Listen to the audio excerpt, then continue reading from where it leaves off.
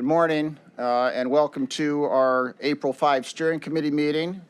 I'd like to call the meeting to order and we'll start with our roll call vote of Steering Committee members. I'll call your name out and if you could respond by saying aye that you're here. Mr. Griffin? Here. Ms. Bates? Here. Sheriff Vilan? Here. Judge Celebrezzi? Here. Mr. Gallagher? Here. Mr. O'Malley? Present. Judge Sheehan? Here. Mr. Griffin? Here. Ms. Byrd? Good morning, here. Judge Early? And Mr. Sweeney? Here. All 12 members of the steering committee here, and we are ready to begin. Let me take a couple minutes and just explain the day for everybody is here, what we're going to be doing. So the agenda has been published, and in terms of housekeeping, we have a lot of people here asking to make public comment. I'm going to have our council president at Mr. Gallagher's request make a statement before public comment begins, as there may be some aspect of what was going to be in the public. Oh, Mr. Budish, I'm sorry. You're here. Okay, thank you. Now we're all assembled. Okay. There's some things that may be addressed to the public comment that perhaps statements by the council president may address in advance. So we'll let him do that in a couple minutes. The agenda today, if you do want to make a public comment, I have a list of several of you that have signed up. If you have not signed up and want to make a public comment, there's still a sheet back there because I'm going to call on you in terms of your name being on the sheet. So you have to sign in. The other thing I'm going to say is normally when we do public comment, we have a general session for general comment, and then we have a second session for just the determination. I think that what we're going to do, and I'm not sure people understood the difference, we're going to do all the public comment first and get it out of the way. We're not going to make people wait around because until after the executive session if they want to get their public comment done. Public comment is limited to 3 minutes, by the way. Which is the county's normal rule, and we'll have a timekeeper. And we ask you, we don't want to be unkind, but we do ask you to try to confine your comments to 3 minutes because we have a lot of people who may want to speak today. Okay? Thank you. So in terms of the agenda, we'll go through public comment. We will then, I'll ask for a motion to move into an executive session for the purpose of discussing the purchase of property for the Correction Center project. We will then return from executive session. We will then ask for a discussion of a proposed determination. The determination has been published. You see the determination there up on the board. At that point in time, hopefully we'll have had the public comment. If there's any additional comment, we'll see if it's there. We'll see if there's a motion by the steering committee for this determination, see if there's any further discussion, and we'll take a vote. That is all of the planned business for today. So that's today's session.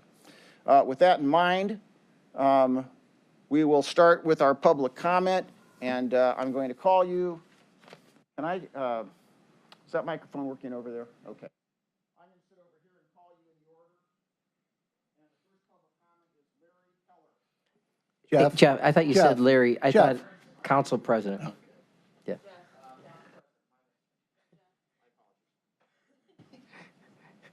Does he want a seat up here? Good morning, everyone. It's a little different being in you in my seat. All right. Just want to take a moment and say that we have on our agenda, of course, the preferred site. This is important work. It is critical that we determine that location and that we bring a new jail site and make the changes that are necessary for this community, and again have it rooted in criminal justice reform, the actual physical building that is built with light coming in through the windows and just a brand new start to how we operate in terms of our county jail. But I want to be clear for my constituents and for everyone here that I do not support the jail site in the Slavic Village community. As council president, I certainly will not be supporting that location. I believe the city and the county, we have to work together. It is important that we all see the value of working together to determine, to work with the preferred site. But I just wanted on the record that I promised the constituents and everyone that I do not support the site in the Slavic Village community. Thank you. Thank you, Council President. And I will note for the record that there is no proposal being put forward today or determination involving putting a jail on that site. So I'd only suggest that if people are here to comment on not wanting a jail on that site, we're not proposing that. If that was ever proposed in the future, we would certainly hear from you, but I want to make that clear. Okay. So we'll begin then with Mr. Heller. And by the way, if in your group you want to change the order, just tell me, but I'm going to take it in the order that I have it here. So Mr. Heller.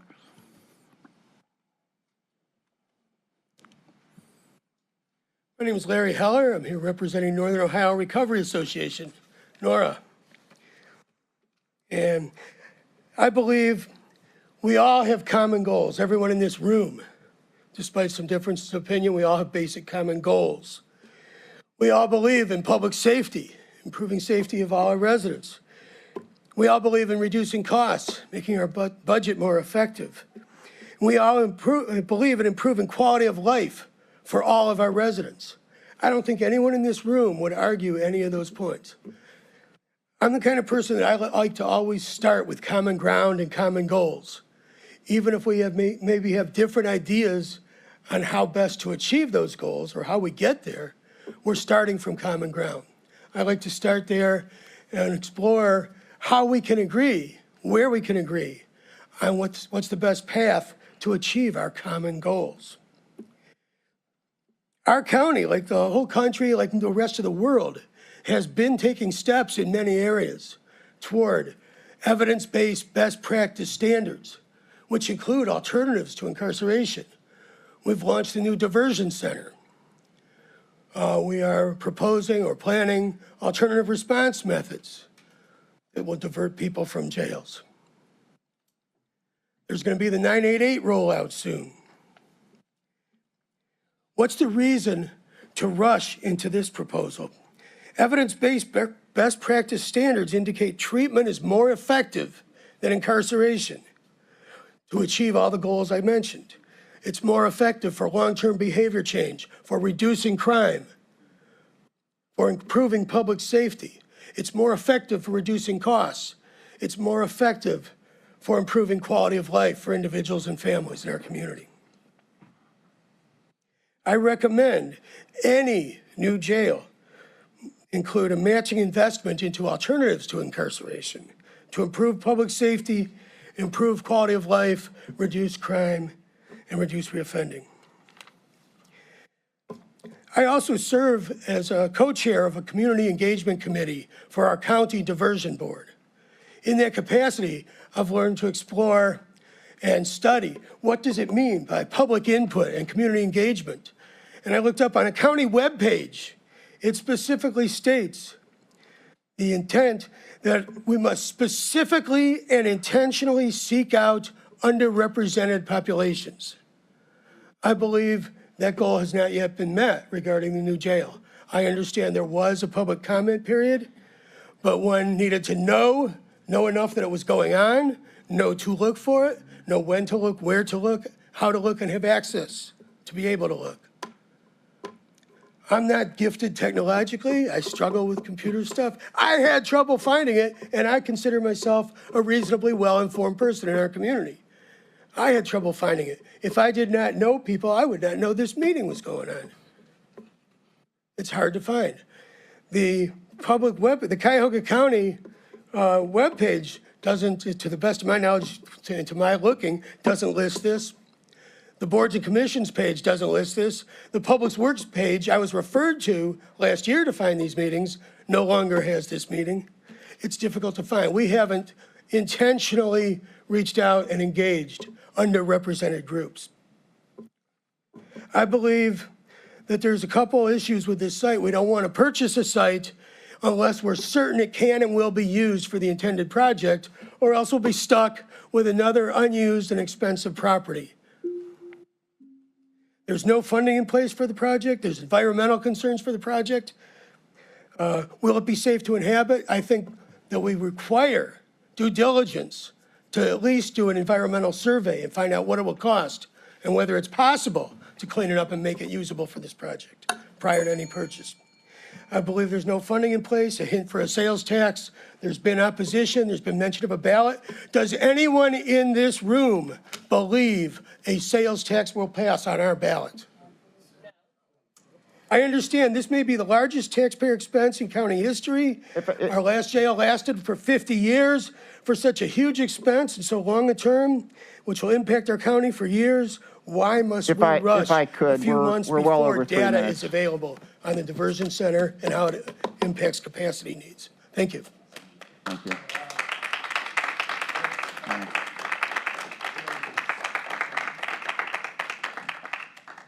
I'm not sure if I can read the next name. It begins with someone with initials BB. Okay, Brenda, thank you. Sometimes I write like a doctor. I learned that from all the lawyers that I work with. Good morning. It is so good to see a person I voted for, Mr. O'Malley, Judge Sheehan, and Judge Early. And I see the gentleman, Mr. Veland, who used to be the chief of police in Solon. I've dealt with you before. Oh, and I see Mr. Griffin. Hi, Mr. Griffin, but I didn't vote for you, but I'm glad to see you. But this is the issue. There's a couple of things I want to bring up. I'm interested in this because, unfortunately, not only did I have a brother got killed by police, I had a niece that died in Cleveland Heights Jail. Say her name, Rakina Jones. Back in July of 2015, it's been 7 years.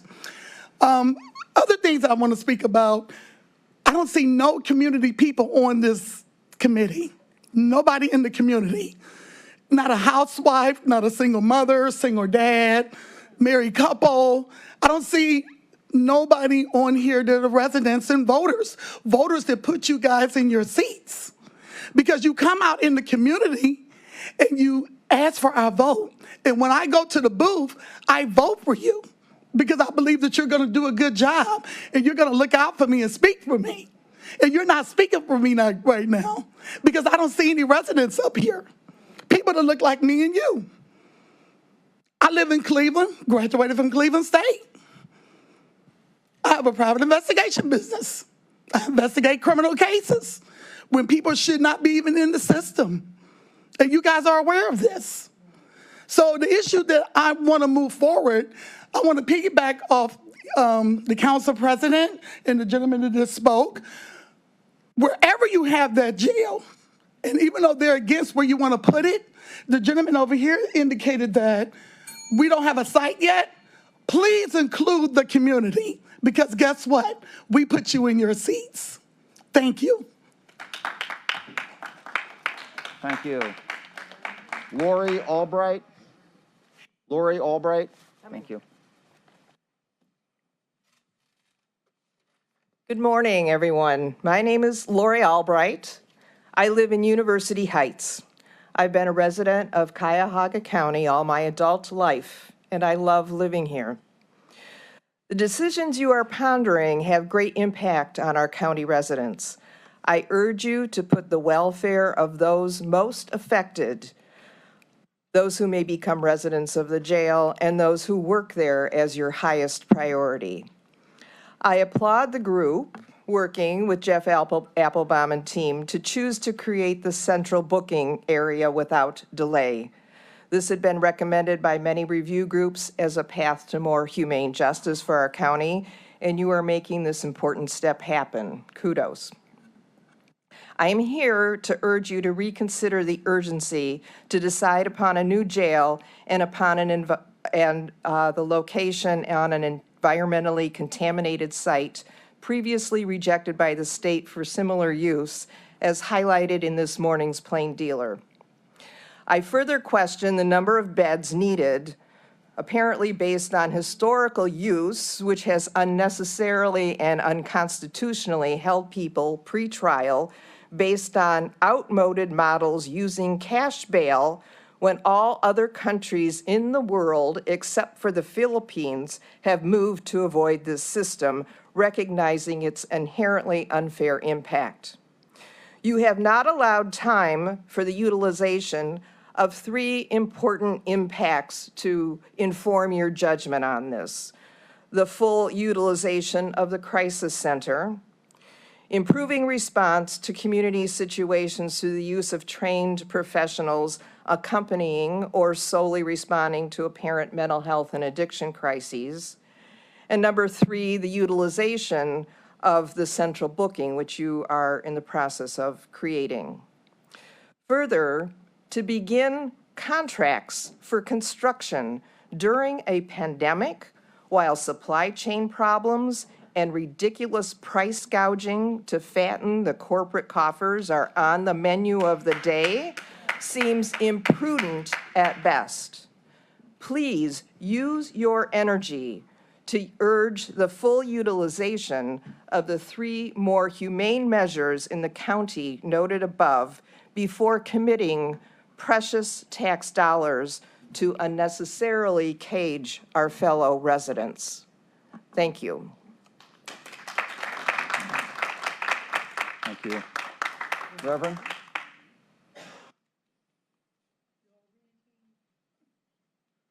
Good morning. All of those with the Cuyahoga County Jail Coalition, would you please stand? As you can see today, the people are here. Residents are here.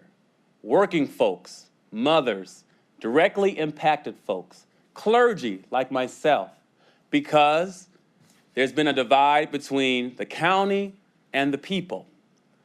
And what should be happening is not the residents sitting there, but should be a part of a collaboration with this county of how to spend $500 million. Lee Harvard area needs $500 million. Kinsman Union area needs $500 million. But for some odd reason, not some odd reason, I get it. The county says, since you were elected, you have the voice. But unfortunately, you forget that the people elected you. What we don't need is another jail. We need more community-based systems of care. Invest more in the diversion center and see what the data can produce. It's not even been long enough for us to see real, raw data of what diversion can really look like in Cuyahoga County. And that should also let us know we need to spend time investing more money in decentralized treatment centers throughout Cuyahoga County. You cannot get well inside of a cell. You arrest somebody, then they go to jail, and then they see a therapist, or then they see somebody, who knows if they are a therapist. We got to figure out this problem, not with putting more dollars to it, but putting our brains to it, putting more community collaboration with it. You don't have to do this just to build something. If you want to build something, build care, build treatment, build diversion. I know you all are, I know it's just deep-seated in our society to build another jail.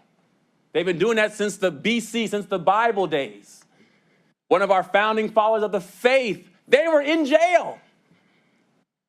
Egypt put them in jail. And here we are in 2022 with these outdated understandings. If we're going to move forward as a society, we have to do it in a more care and treatment-based model. And invite our imagination into this process. Let's not just do this just to do it. Let's try to figure out a more community-based system way to do this. Amen? Thank you. Amen, Regent. Yeah. Thank you. Mr. O'Reilly?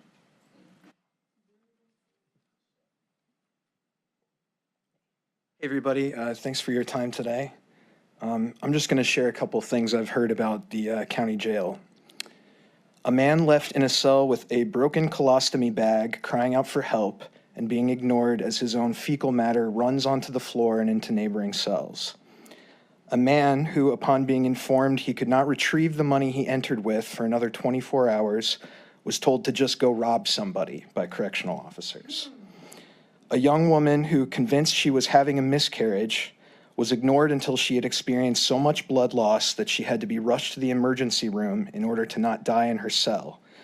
She was refused the opportunity to shower or call her family and lay covered in blood and handcuffed to her hospital bed for several hours, unsure if she was going to live, before being thrown back into her pod, where finally her fellow inmates cleaned her up with water and paper towels. These are just a few of the many horrific stories that community members have shared with me about the Cuyahoga County Jail, many of them predating the 15 deaths that have brought renewed scrutiny by a decade or more. I wish they weren't true.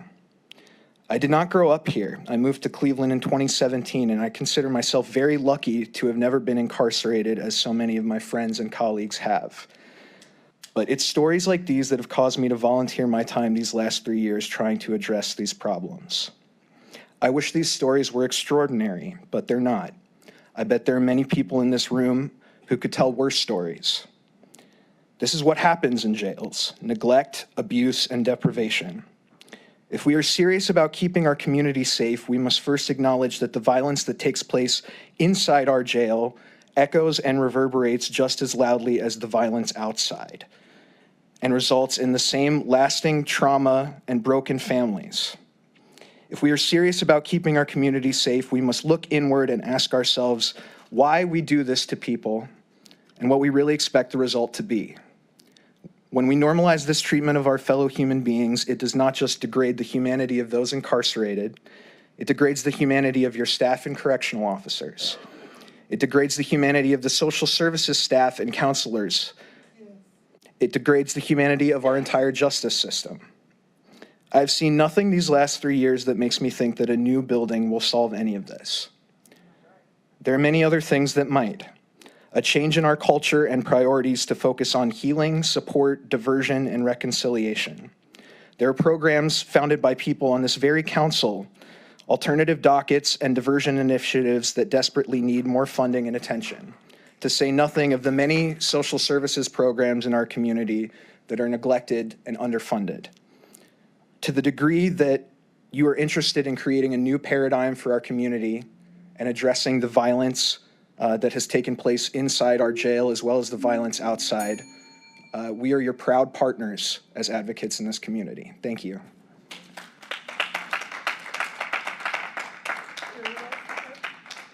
Ms. Crispino?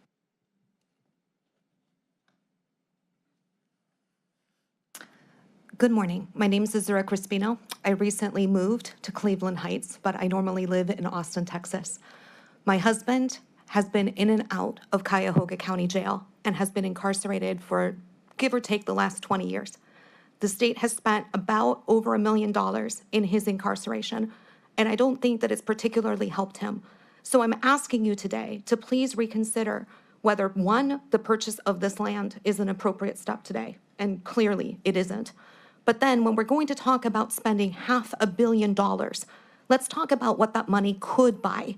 It could buy schools. I've spent the last 15 years of my life teaching at the community college level, and I believe in the power of education to retrain people in order to be able to be productive members of our society, to be able to become welders, to be able to become computer programmers, so that they have the opportunities to do things other than turn to crime. These $500 million could be spent on wraparound public defense, which Cuyahoga County could desperately use to expand. It could be used on prevention strategies in order to make sure that these sorts of things don't happen. It could be devoted towards public housing, which would really help to make sure that people aren't becoming wrapped up in the system. On a personal note, I would just like to say, a lot of people want to fund this expenditure because they think that it will lead to programming happening in Cuyahoga County, the Diversion Center, and places like Oriana House. But who's profiting? True. But in addition, what I would like to tell you is when programming happens in a carceral context, it cannot be effective. When someone is being forced into counseling, even if they have the absolute best intentions, knowing that there's a threat of getting written up, knowing that there's a threat of being sent back to prison is not a context that allows for people to grow and heal and change. You cannot heal in the place that broke you. We as a community deserve public housing that is affordable, that is inclusive to all folks, so that people like Leah Day don't end up getting into a fight in a homeless shelter and then end up dying in Cuyahoga County Jail. We can do this. We must do this. Our community deserves better from us than for us to buy 3 parcels in this steel yard that, look, I'm new to town, right? I don't know much about Cleveland, but I keep hearing that there's this saying about a mistake on a lake, and I don't believe Cleveland is a mistake on a lake, but I do believe that purchasing this steel yard is absolutely a mistake that Cleveland needs to avoid, can avoid, and must avoid. Please vote no. Mr. Alvarado. Mark Alvarado? Oh, I'm sorry, Ms. Martinez, my mistake.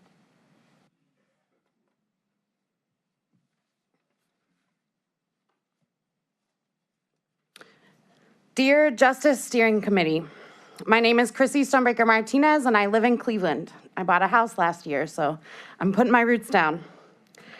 I'm here to urge you to say no to the proposal to purchase this land as the site for the new jail. I have had friends who've been in jail, and I worried for them the whole time they were in jail. I know I'm not alone. Every friend and family member wants safety for their loved ones. It is my utmost concern that the conditions of any state facility responsible for the care of residents have the health and safety of those people in mind. That includes a jail. It should be treated just like a school or a health facility. Would you put a school in the middle of a toxic brownfield?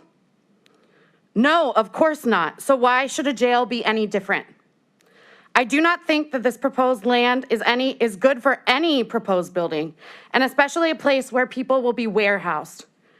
It is a mistake to build anything there, which is why I ask you to vote no. We know that the land under question is part of a long-term industrial area not fit for any large residential or non-manufacturing labor. The site used to be a manufacturing site, apparently for the making of rocket fuel, which is so hazardous that scientists call it the devil's venom. As such, the proposed site has to be full of toxic chemicals and harmful things like heavy metals from decades of industrial use. The air quality has to be full of particulates that are poisonous to our bodies and abrasive to breathe. Are you listening? It is a mistake to build anything on this land because it will definitely store up toxic chemicals and other pollutants that will harm people, not just living in the building, but visitors to the facility and people in the surrounding communities. It is a mistake to build on this land because it is likely full of seriously toxic chemicals, and as such, any cleanup would take years and be incredibly expensive. Given the county's desire for this building, there's no way that the land can be cleaned up and completely and also be done quickly. I fear that means any cleanup would be inadequate.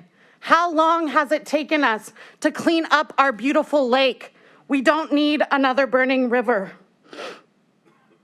It is a mistake to build anything in an area zoned for heavy manufacturing and processing, which continues to use chemicals and pollutants into the area, as well as trucking chemicals and other pollutants in and out of the area. Either the county will have to close down all of the existing companies or allow them to pollute the area, even as people live nearby. Either is unfair and unnecessary. It's a mistake to build anything in an area like this, especially since there has been no study of the area by health officials. But it doesn't take a scientist to know that the air and soil are polluted to the point of being unusable. Anyone who drives there can go and look at it themselves. It is toxic and an unsafe location to visit, let alone live in. I ask that you consider the incredible harm that choosing this site would create for people incarcerated, workers in the facility, visitors to the facility, and those in the neighborhood. If you approve this site, our communities will be made even more unsafe and sick, resulting in lawsuits, You have a lot of those on your hands. Health problems and possible deaths due simply to the location of the jail, and I know that that is not what you want or any of us want. For this reason, I ask you to please vote no.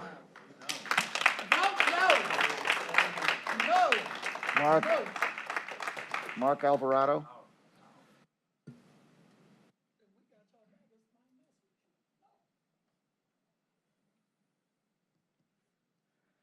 Can you hear me if I keep my mask on? All right. I don't want to spit on your nice little microphone here. My name's Mark Alvarado. I'm a resident of Cleveland and Cuyahoga County. I'm one of your constituents.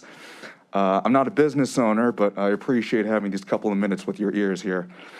I live a pretty frugal life. It's fairly important to me that to know how the taxpayers' money is being spent. I'm asking you to vote no today because it seems like this proposal is very hasty and will be a waste of money that could be easily avoided. The announcement about this proposed site was just made public last week. I know you all feel that your best work is done when nobody's looking, but we haven't had much time to think about it. And I think it would be wrong to go ahead and spend a couple of $1 million for some land that seems likely to be unusable.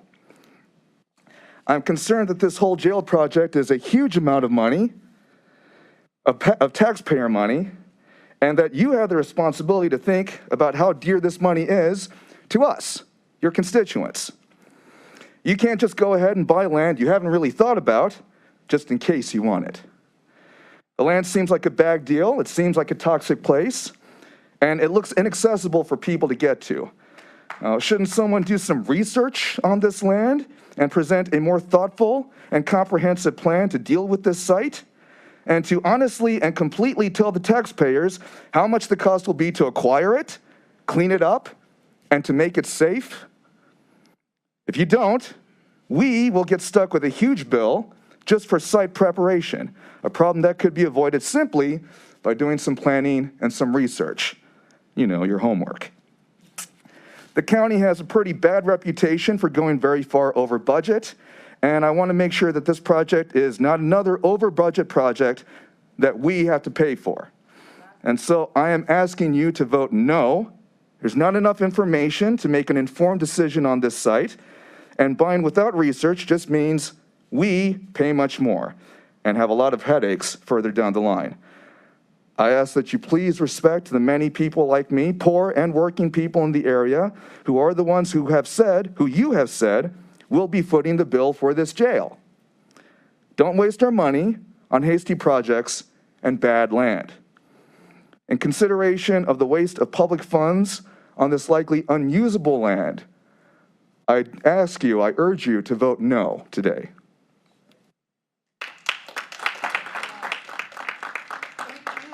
Mr. Is it Kused?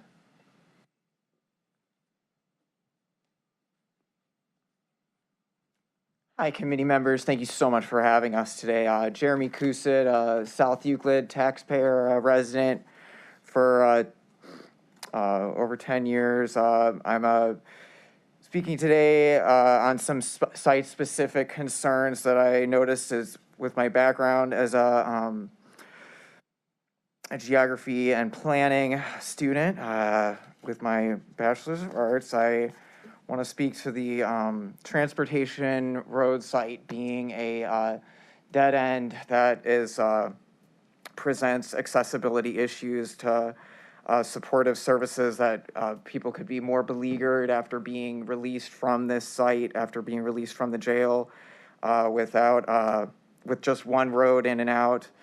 There's the hazards built in with a nearby silica dust emitting cement factory, which we know has been an environmental injustice scourge in many places where they operate, and this could increase the burdens of health care to people who are already at a disadvantage economically since from just their stay at the jail. And I thank the Jail Coalition for bringing attention to some of the class issues that underlie why people are remaining stuck behind bars in the jail because of lack of bail reforms, and I support clean air and clean water. I know that the governor has made attempts to, improve ventilation in jails for the pandemic. I was very impressed with that, but the ability to do this on a more sensitive and a more conservative budget that would improve existing conditions and seem to point to ruling out this site. I just want to avoid cruel and unusual punishment. It concerns me a great deal, the generations of industrial use at this site. And as I said, the ingress and egress that don't bode well for the kind of wraparound services that could end up supporting people being released from the jail.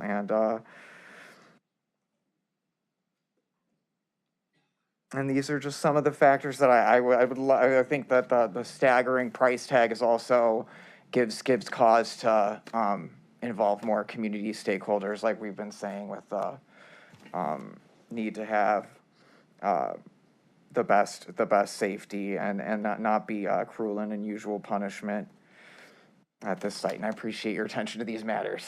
Thank you. Stephanie Thomas.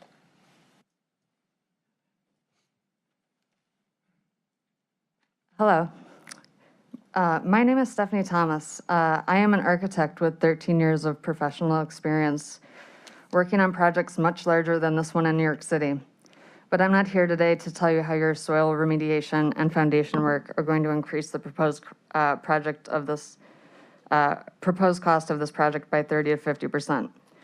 Today, I stand before you in my current capacity as a member of the Greater Cleveland Housing Justice Coalition and as the Ohio City Neighborhood Street Outreach Worker for the Northeast Ohio Coalition for the Homeless. Every day, I work with people in Ohio City and neighboring areas that are experiencing houselessness in the hopes of helping them to one day obtain permanent housing. At the Westside Homeless Congress meeting in early February, Mayor Bibb stood in the middle of a church full of 30 or so houseless men and women and stated simply, "There's no money in the budget for a new PSH building." The wait list to be housed in a permanent supportive housing building is long and is currently taking months. Cuyahoga County could certainly use more. These men and women spend their days and nights, many unsheltered, in Ohio City, with all of its financially inaccessible, fully tax-abated luxury residential buildings. Looking around, wondering when things will get better for them, they sometimes ask me why they can't get an apartment in one of these new buildings that are being built.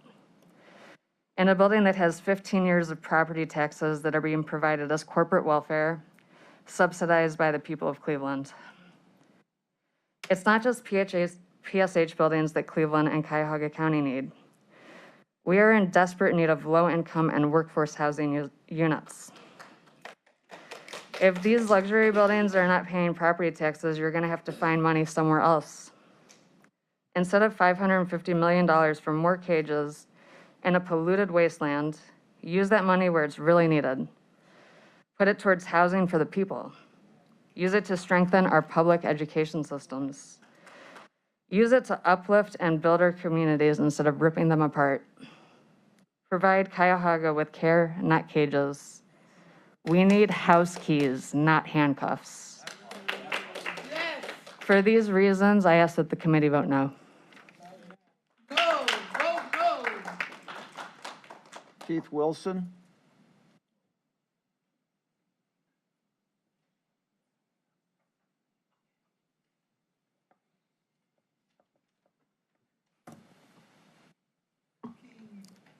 Hi, thanks for having us today. My name is Keith Wilson. I live in Shaker Heights. I know that one of the issues that has been discussed is how big this new jail needs to be. And I think that I'd like to read this abstract because I think that this finding hasn't been considered with this question.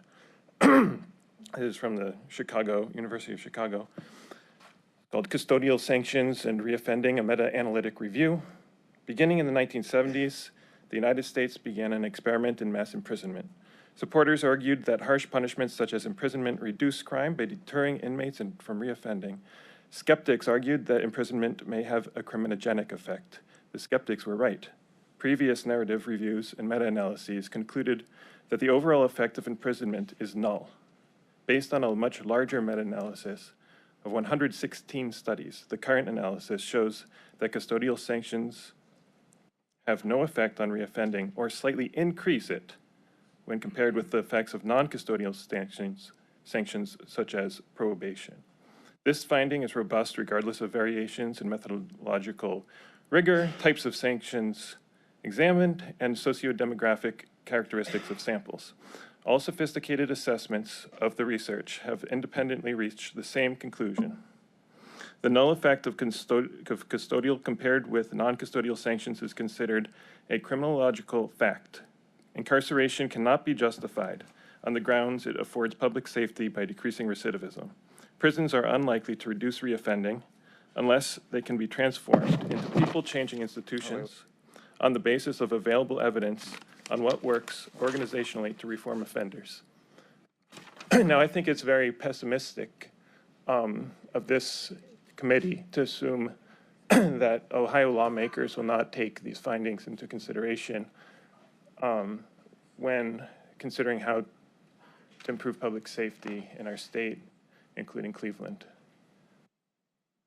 By voting to build $1 billion new jail, you're paving the road to bad decisions for these lawmakers. There's another road that you could pave by choosing not to build a new jail, which would be towards lawmakers taking a different route other than incarceration for dealing with violent crime in our communities. We just elected a mayor who ran on modernizing City Hall. I think that voters have a taste for modernizing public safety as well. You should consider slowing down this decision to build a big new jail. Thank you.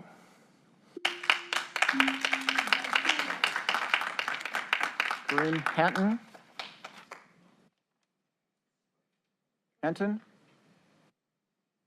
Kareem Hinton?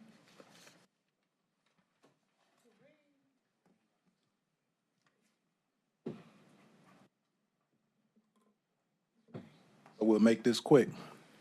Good morning, everyone. I hope that you would vote no as well. I believe what we are witnessing here is the old way of governing, which is to throw money at a problem.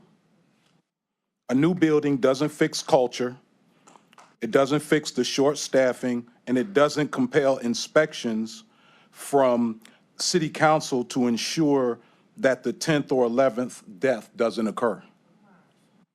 But a new building will make defense attorneys' jobs harder by separating the jail from the courts. A new building will certainly take tax money, $550 million or more, or most certainly more, to be exact, for a building and not for services. If you want to change things, let's change the tough on crime mindset to a smart on crime mindset. I want my neighborhood safe, but a new jail doesn't achieve that. Support services does. Moving on with this process during a county executive's lame duck period is unfair to the community, to the incoming county executive, and it's irresponsible to invest in a jail with increased capacity when you don't have the data to support it. You will be compelled to fill it, I guarantee it.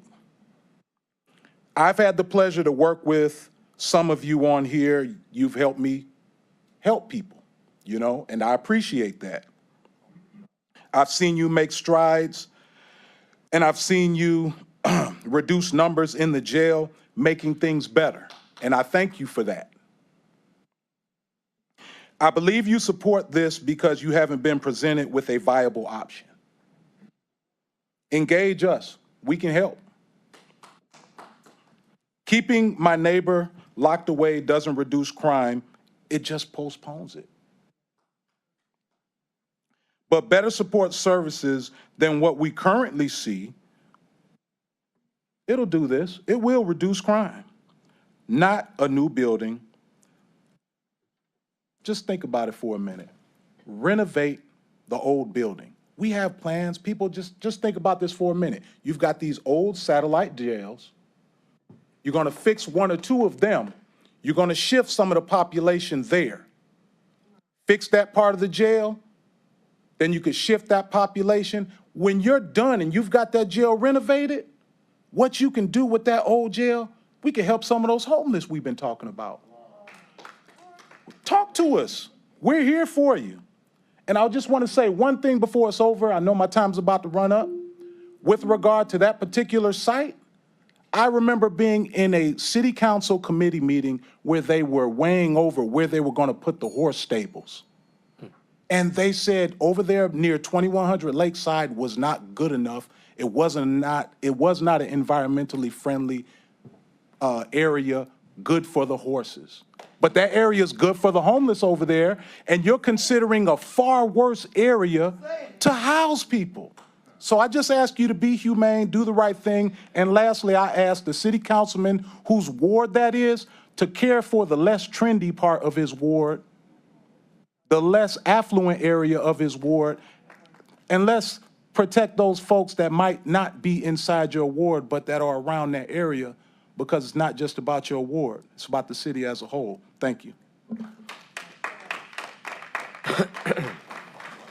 Fred, not sure if I can read this. Bankla?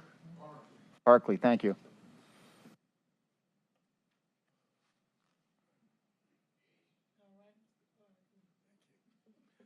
Good morning, everyone. The last time I spoke here, I laid out a story, and I'm going to do that again. I'm going to recap. I was set up to live in a crack house in Huff by Frances Caldwell.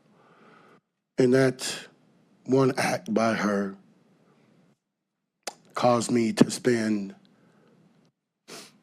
7 nights and 6 days in that Cuyahoga County Jail from December 22nd to December 29th.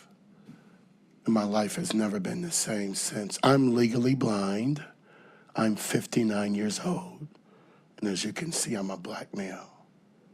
I'm also media, freelance media in this city. I've been filming since 2016. I've been part of that jail coalition as we stood outside the Cuyahoga County Jail protesting the conditions inside that jail. And then your Cleveland police stuck me in that jail.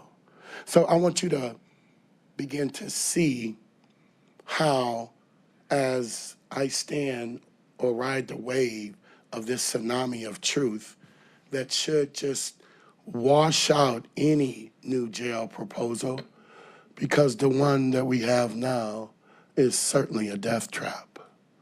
And if we don't fix that one, how in the hell are we going to start another one? Is that how we do things here in Cleveland? That if we screw this up over here, we'll scrap that and just build something else over here?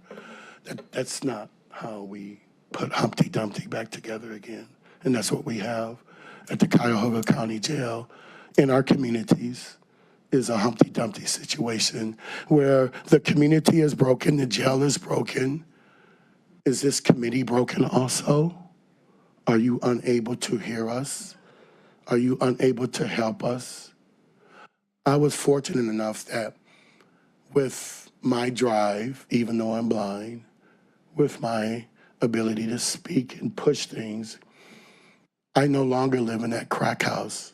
But the housing court ruled in my favor, and she changed the locks on the door anyway. So we still have an ongoing situation, which could lead me back to that jail if I go to the residence where I was staying at in Health, 9200 Edmonds, and do my own thing and get my own self back into where I'm supposed to still be living. I still have the key around my neck. And see, these are the things that what they have been so desperately trying to tell you. We're set up to go to that jail downtown. It's a setup. Why did the police, after a crackhead went downtown, got a fabricated temporary restraining order, weaponized it, and stuck me in that jail. Why did the police put me in that jail? We need to go all the way back to the root causes of why you're putting people in jail in the first place, then why people are dying in that jail. I have so much more to tell, and I know my time is up. But we don't need that new jail. You better do something about that one that we have now and about the conditions that led a person like me to be put in that jail in the first place. Thank you.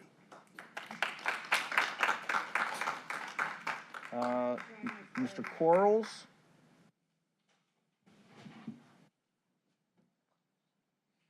Give her just a second.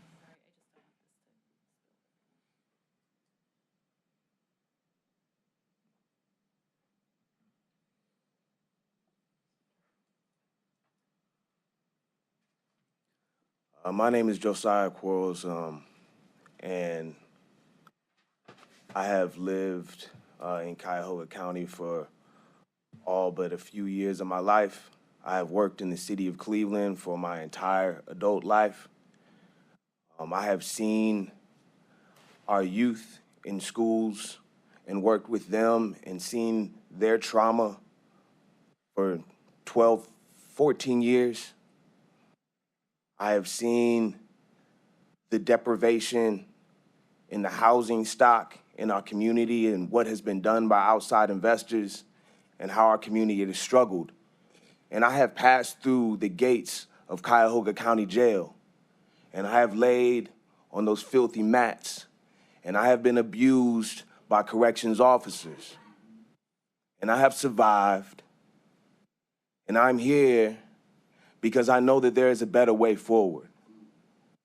Because I know that this purchase is doubling down on a toxic and polluted democracy that we have here.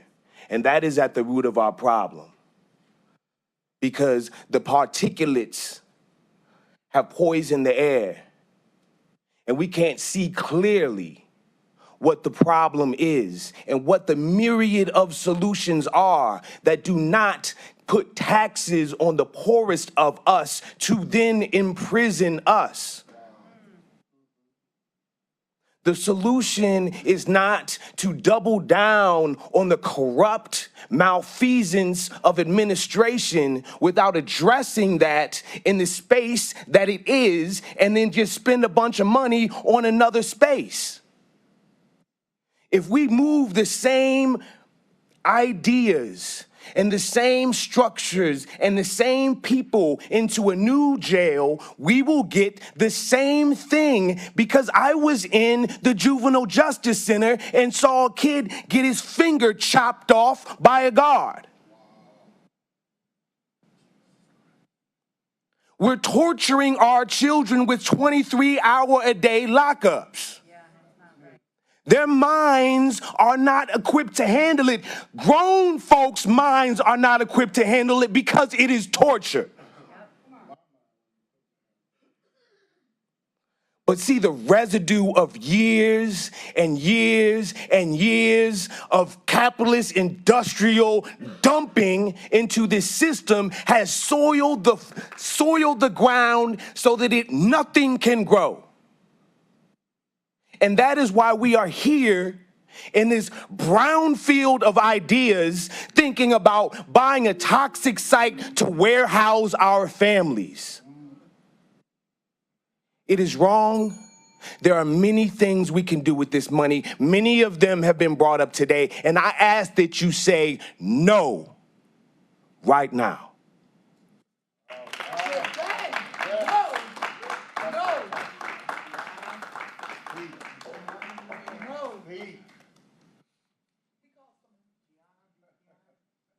Tiana Buchanan? Oh, Bohannon, I'm sorry. By the way, I apologize to all the mispronounced names. I'm doing the best I can with the handwriting.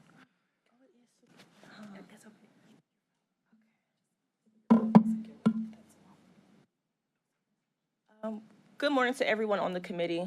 My name is Tiana Bohannon, a 30-year resident of Cuyahoga County and a proud attorney to be in Cuyahoga County and in Cleveland. As one of the tasks for today's agenda, it is my understanding that this committee will be determining whether or not to continue its investigation and to determining what site to put this $550 million jail at, right? But what is not in my understanding is the rationale behind feeding resources into building another structure to only continue the persistent unconstitutional violations that are happening in the jail today. There are cities inside of Cuyahoga County, specifically Black and brown communities, that are riddled with poverty, joblessness, and the lack of proper education, but somehow it makes sense to place resources of approximately $550 million to house those same people who are suffering from joblessness, poverty, and a lack of education. The current jail seems to be a breeding ground for harm, for death, for constitutional violations, and violence at the hands of correctional officers and staff. I am kind of perplexed that the community even has to come out here today to address this committee to get you all to understand why building a new jail generally is neither appropriate nor warranted. But what is appropriate is making sure that individuals are not kept in jail beyond their release date. Within the past year alone, within the past 365 days, there have been approximately 200 individuals who have been kept behind bars beyond their release date. That means when they were supposed to be released, somehow the county decided to keep them in jail for days, weeks, and even in some cases, months beyond their release date. Some individuals have even been kept behind bars after their cases have been dismissed. I think it's important to put resources and attention into making sure, one, correctional officers and staff know what the Constitution is. And then even more importantly, know what humanity is, because that seems to be missing.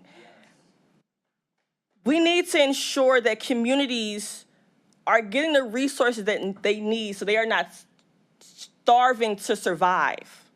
Rebuilding, relocating, restructuring a new facility only preserves the inhumane and unconstitutionality of a jail entirely. And I believe that is why you have a community out here who are outraged, upset, and cannot back, get behind, or support building a new jail. Thank you.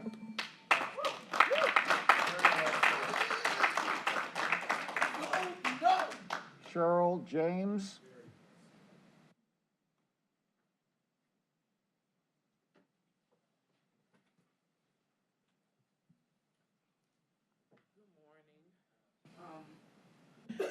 My name is Sherelle James, and I am, first of all, I'm a person who is here with, what's the word to say? A couple other things on my mind as far as why we shouldn't have the jail, a new jail built. For one, I am a taxpayer. I'm a homeowner. I am a person who 30 years ago was incarcerated in the county jail because of domestic violence. And I did everything they told me to do, and it didn't help, but I ended up in there. So I can say from firsthand that long ago, it was a mess in there. And now I'm in a situation where I have a son that has been locked up for 19 years almost. And it was because he was defending himself. And no matter what we did, they didn't care. They said, well, every time I went to them, they said, well, we can't do nothing until they hurt him. Well, they hurt him. Then I locked everybody up. And then they did it again. It was a gang called the Heartless Felons Now, which was the Dirty 30s then. My son his life has been ravished. My family has been ravished by this prison system.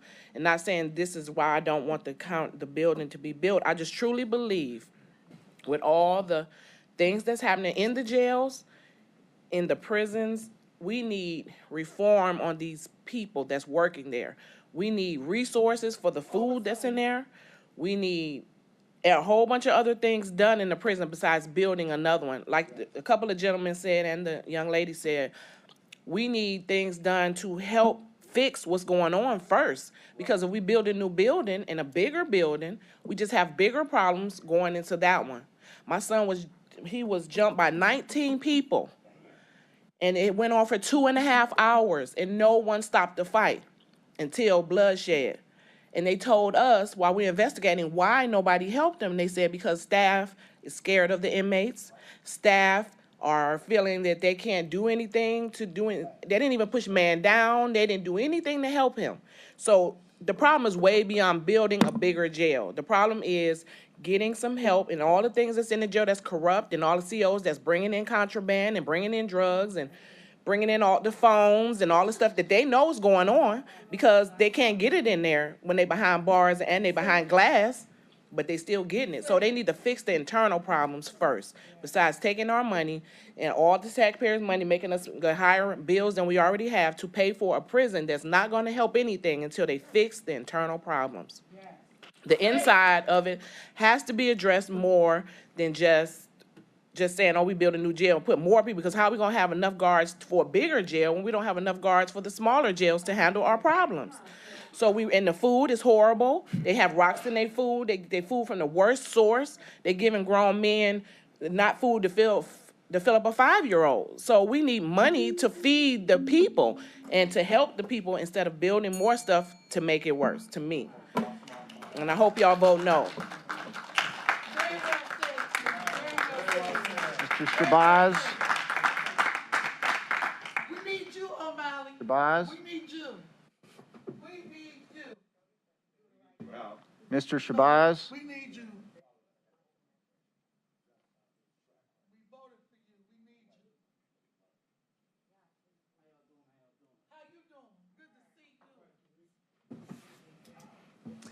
Number one, I want to say good morning to everybody today. My name is Tariq K. Shabazz. I'm a member of the public and candidate for Cuyahoga County Executive. I've been listening to the community for a very long time because I'm a member of the community. And I don't know if anybody here today has realized what they're saying.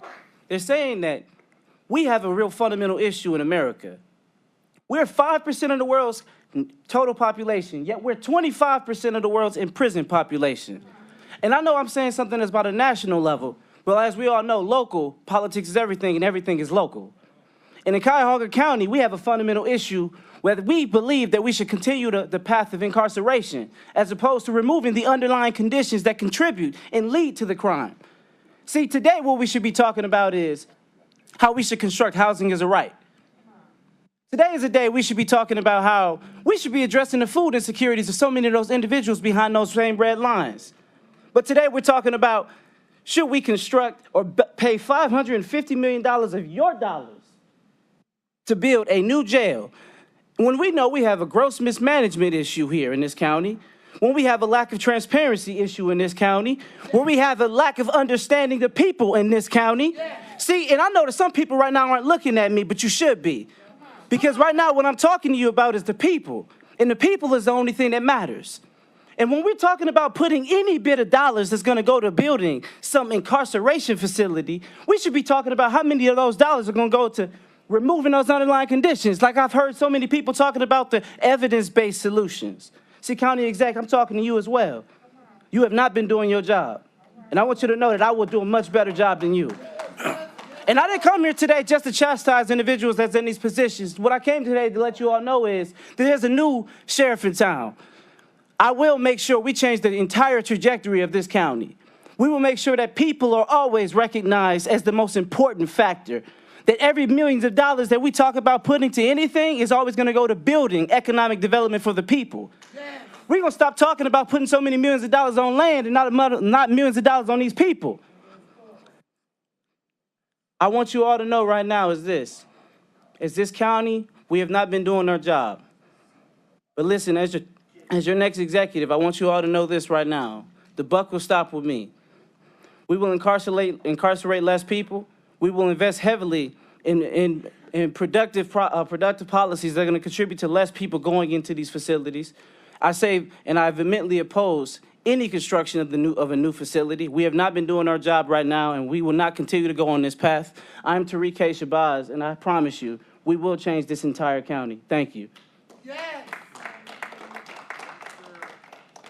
Mr. Walker? Mr. Walker? Okay. And by the way, this is the last public comment I see signed up for, so if someone thinks they signed up and I missed them, please let me know. Get my gum out my mouth. All right.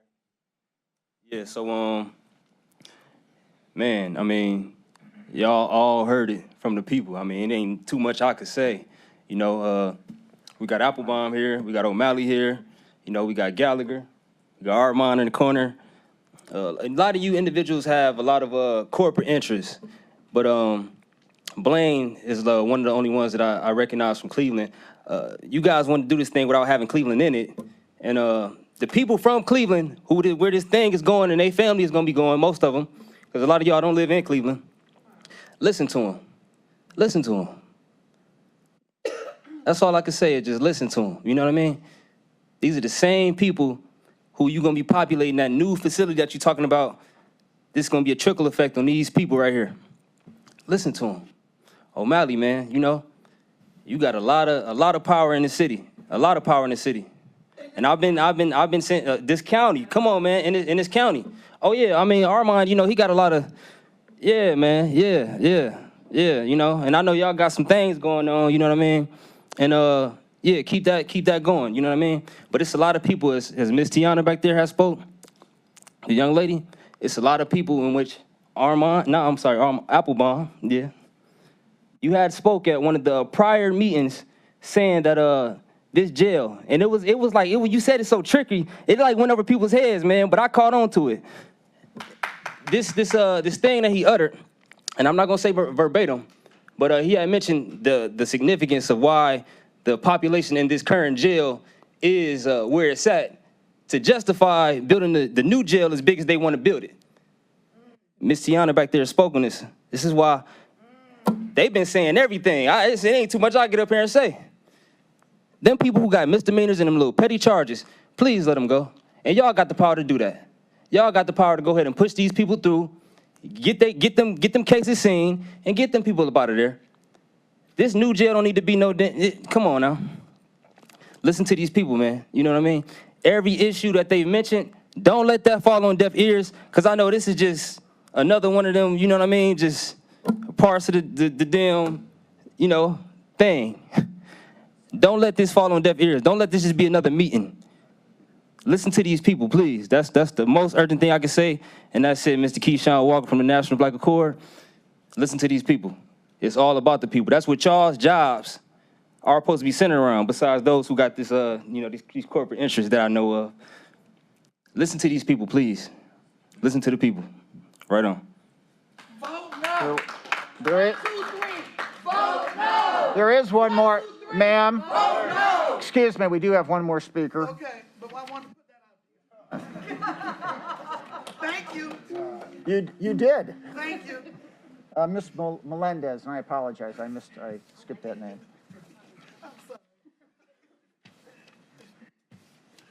Good morning, everyone. I think it's obvious that the city of Cleveland is exploring ways to develop, to spend public funds in order to recover from the many blows that we've been dealt throughout history. But I urge us all to remember that development is not a neutral term. When we think about development, we have to ask ourselves the question, who are we developing for?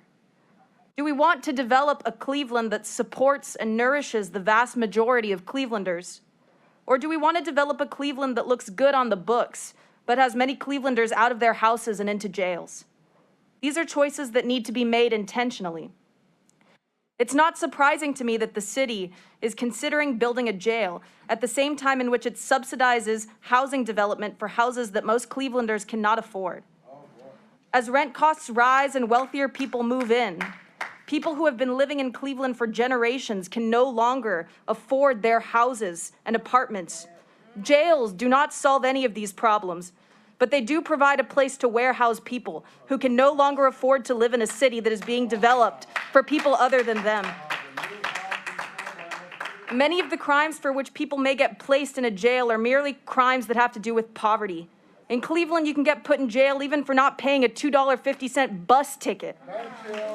When people cannot survive under the conditions that have been set for them, they will do whatever they need to do to provide for themselves and their families, whether that be to steal or to sell drugs or join a gang.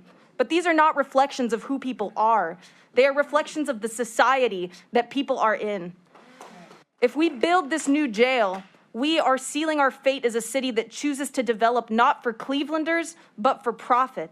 And although this is the route that many cities have taken, pricing their own residents out and then filling up jails with whoever is left over, it does not have to be the route that Cleveland takes.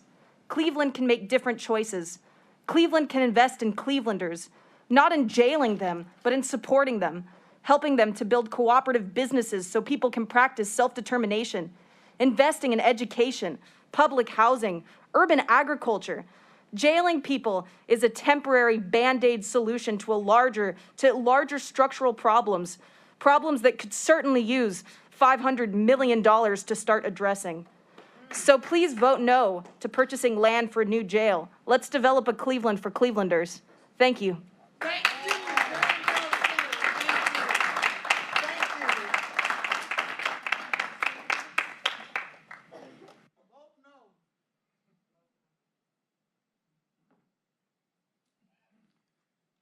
Put the screen back up.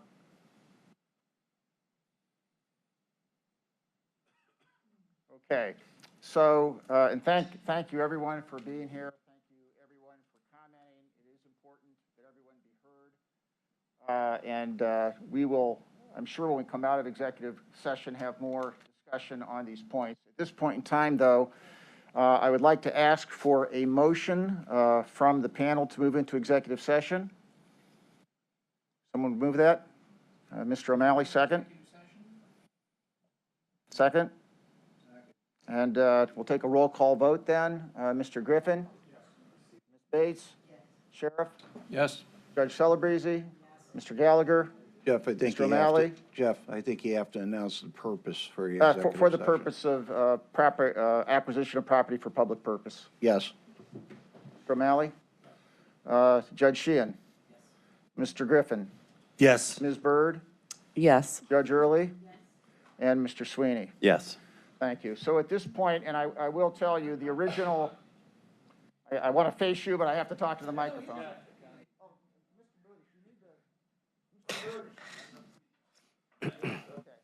My apologies. I'm looking forward, not to the side. We had originally scheduled this meeting to conclude at noon. I do not believe that will happen. Obviously, we had a lot of public comment, but we will be coming back after our executive session into this meeting to proceed, and at that point in time, we'll have the continued public discussion and vote on the proposal. So at this point in time, we will adjourn to executive session, and we'll be back after that session concludes. Thank you. Pardon? We want them to vote no. That happens in public. That happens in public. Okay, We so go- when they gonna come back? What time? Yeah, we wanna know, we wanna be here.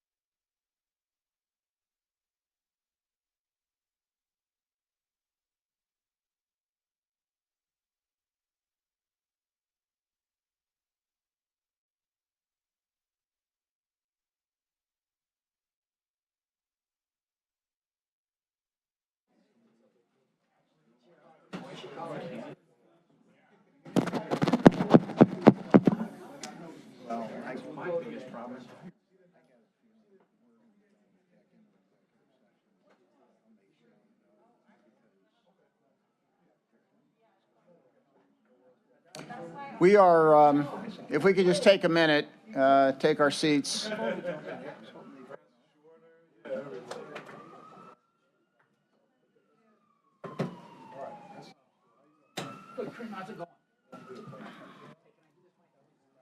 Absolutely. A lot of power in that hammer.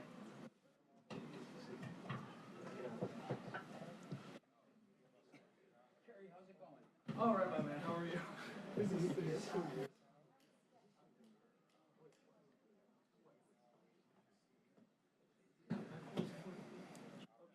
We're about to recommence.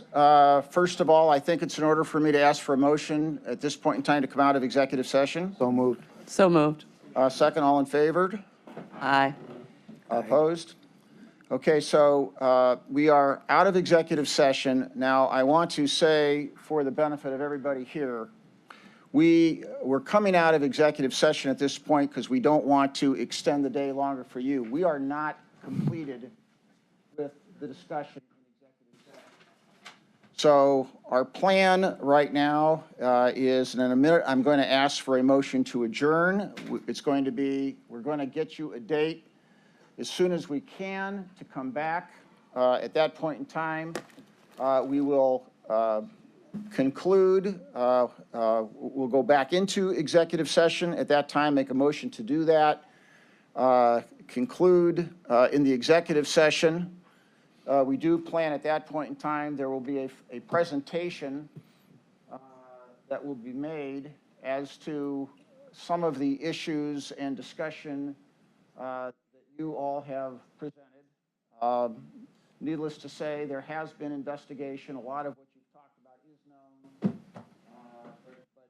but public needs to understand and see what is there. We understand that. But at this point in time, but we'll do that in our next set. Yes? I didn't mean to interrupt. Please forgive me.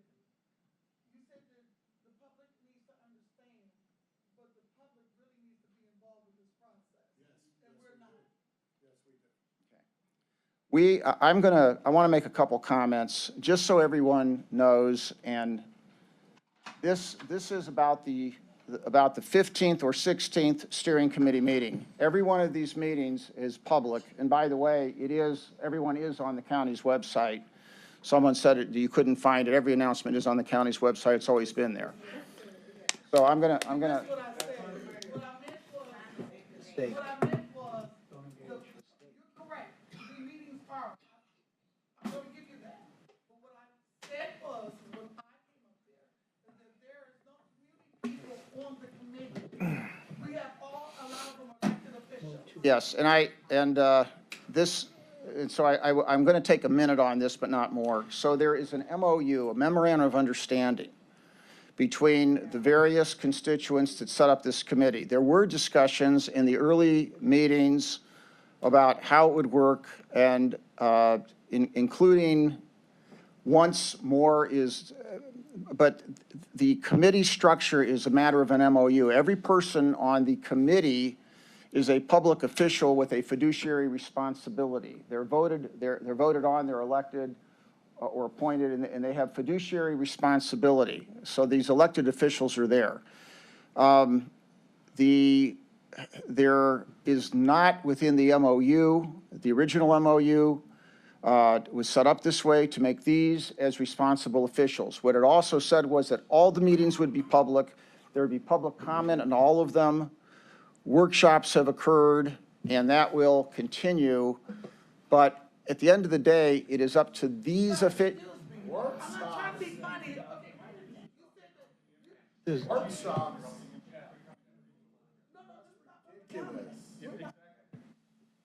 Why are these meetings being held when most of the public can't even attend? Jeff, adjourn, motion to adjourn. All right, okay, so look, hold on, if I may. We did have a public comment section. I want to be respectful. I want to be respectful.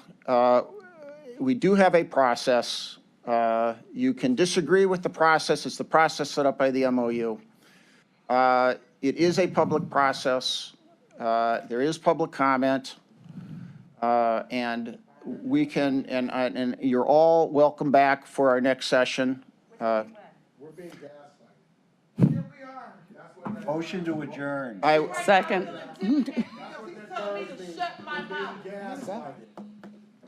Okay. I would, at this point in time, unless anyone from the panel wants to comment, I would ask for a motion to adjourn. And by the way, we don't yet know, because we didn't know that we wouldn't get through these deliberations. I don't have the date for the next meeting. We're going to set that up as quickly as we can. On the floor. All in favor? Aye. Aye. Thank you. This is how we get down in Cleveland. So please share this everywhere on this planet.